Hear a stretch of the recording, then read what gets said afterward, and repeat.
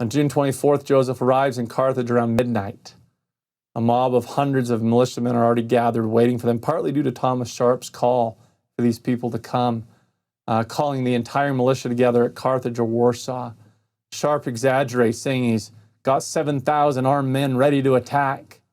When they're taken into the Hamilton Hotel is where they stay that first night.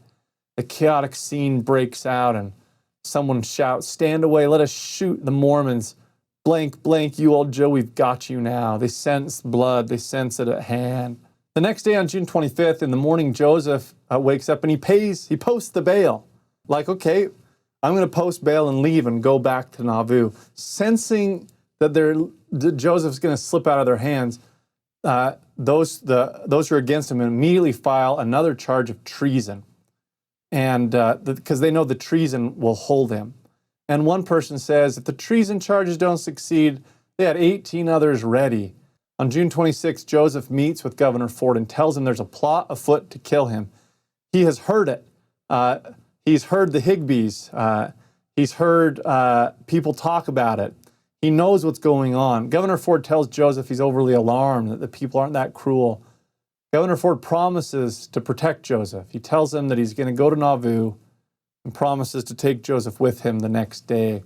When Joseph wakes up on the morning on June 27th, Governor Ford decides to leave and not take Joseph Smith with him, taking his militia also, exposing Joseph to the protection of only the Carthage Greys, who are very anti in their feelings toward Joseph. He starts to sense that his life is coming to a foot.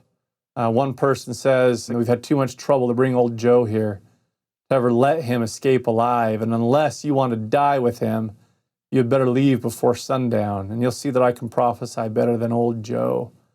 Joseph, sensing what is at hand, maybe not understanding it perfectly, but sensing that things are coming to a conclusion, writes a last letter to Emma in his own handwriting and writes, "I am very much resigned to my lot, knowing I am justified and have done the best that could be done. Give my love to the children. May God bless you all. Amen." And then you know the rest of the story. At about 5 o'clock in the afternoon, a mob of 100 to 250 men, depending on the account, storm the Carthage jail, faces painted black. They immediately run up to the door. Joseph has been snuck in a pepper box pistol, and they open the door and shoot out in the hallway, trying to slow him down, but it's no hope to defend themselves and to defend their friends. They are sitting ducks, 4 people sitting in a room surrounded by hundreds of people, intent on killing them. I love this painting by Casey Childs showing John Taylor here, realizing the moment of death is at hand, and it happens so quickly in just a few minutes. They break through the door. They shoot Hiram as he's leaning against the door in the face. Hiram falls on the floor and says, "I'm a dead man." Willard Richards is pushed behind the door. John Taylor is shot multiple times in his hip and his leg, his hand, and rolls under the bed. Joseph makes a run for the window. We don't know. It's hard to know what he's thinking in this moment, too. We don't know. And he's shot as he attempts to jump from the window, lands on the ground, and is shot again, as this painting here shows, by the well there, and killed.